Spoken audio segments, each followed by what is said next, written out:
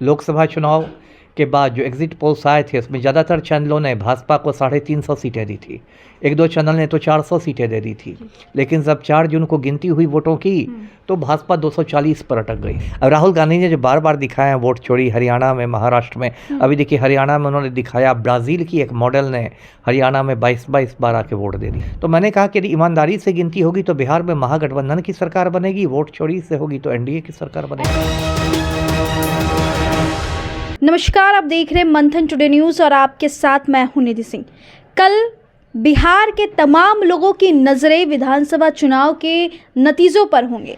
ऐसे में क्या कुछ माहौल रहेगा, क्या कुछ रुझान रहेगा, हम सीधे बातचीत करेंगे। पूर्व आईपीएस हमारे साथ अमिताभ दास जी मौजूद है बातचीत करने के लिए। बहुत शुक्रिया सर पहले बातचीत के लिए। आपका भी धन्यवाद जी। कैसे देख रहे हैं, चुनाव खत्म हो गई, 2 चरणों में चुनाव हो गए, कल रुझान आएंगे, कैसा रहेगा कल का माहौल? कल रुझान नहीं, कल तो पूरे नतीजे ही आ जाएंगे शाम तक। और सही बात आपने कही। देखिए इस बार बम्पर वोटिंग बिहार में हुई है ना। 6 तारीख को जो प्रथम चरण हुआ उसमें 65% वोटिंग हुई और 11 को दूसरे चरण में लगभग 70% वोटिंग हुई। तो ये माना जाता है कि आज़ादी के बाद इतना ज़बरदस्त मतदान बिहार में कभी नहीं हुआ था। तो इसको लेके सबके अपने अपने मतलब विश्लेषण है, अपने अपने दावे हैं। कुछ लोग का कहना है कि जब कभी बम्पर वोटिंग होती है किसी भी राज्य में तो वहाँ सरकार बदल जाती है, लेकिन सरकार सत्ता वही भी रहती है। ऐसा भी हुआ है फिर एक बार 2010 में वैसा भी हुआ था, इसलिए कोई ऐसा नियम नहीं बनाया सकता। और उसके बाद फिर कल से एग्जिट पोल्स आने लगे। ज़्यादातर एग्जिट पोल्स में देखिए एनडीए की सरकार बन रही है, लेकिन फिर एग्जिट पोल्स की मतलब विश्वसनीयता जो है वो बहुत संदेह में रहती है। कम से कम मैं तो एग्जिट पोल्स पर यकीन नहीं करता, क्योंकि आपने पिछले साल देखा होगा, दर्शकों को याद होगा, लोकसभा चुनाव के बाद जो एग्जिट पोल्स आए थे उसमें ज़्यादातर चैनलों ने भाजपा को 350 सीटें दी थी। एक दो चैनल ने तो 400 सीटें दे दी थी। लेकिन जब 4 जून को गिनती हुई वोटों की तो भाजपा 240 पर अटक गई, है ना। सामान्य बहुमत भी नहीं मिला।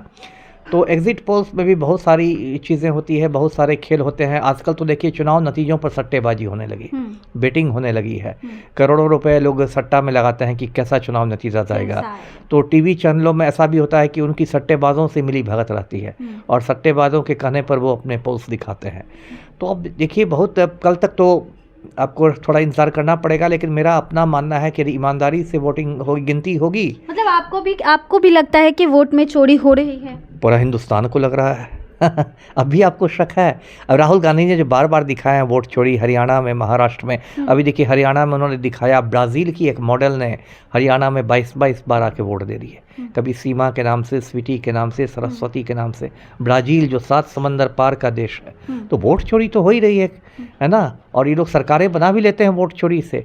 तो मैंने कहा कि यदि ईमानदारी से गिनती होगी तो बिहार में महागठबंधन की सरकार बनेगी, वोट चोरी से होगी तो एनडीए की सरकार बनेगी। ऐसे में आपके पास मैं अक्सर आती हूँ तो एक तस्वीर आपके पास अक्सर रहता है, और ये तस्वीर भी अभी हमें दिख गई है, अनंत सिंह की तस्वीर। ये अक्सर रखते हैं। राज क्या है अनंत सिंह और आप में? नहीं, राज कुछ नहीं है। राज ये है, मैं ये तस्वीर इसलिए दिखाता हूँ सुशासन की पोल पट्टी खोलने के लिए कि हमारे जो मुख्यमंत्री हैं पलटू राम, वो सुशासन का ढोल बजाते हैं। कहते हैं कि हम ना किसी को फंसाते हैं, हम ना किसी को बचाते हैं, है ना। और एकदम क्राइम पर हमारा 0 टॉलरेंस है, मतलब बड़े बड़े डायलॉग मारते हैं। लेकिन हकीकत ये है कि पलटू राम अनंत सिंह जैसे माफिया डॉन के चपरासी बने हुए हैं।